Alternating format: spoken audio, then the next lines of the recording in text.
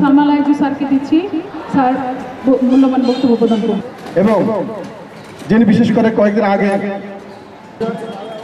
নাগলা শেরপুর উনি যে হামলার শিকার হয়েছেন, আশা করি অবশ্যই এর বিচার হবে, কিন্তু আমরা কখনো এটাকে আমাদের অনেক সময় সহকারী কৃষি কর্মকর্তাদের উপরেও বিভিন্ন রকম হয়রানি। মুরসালিন মেহেদি তার উপরে যে বর্বরচিত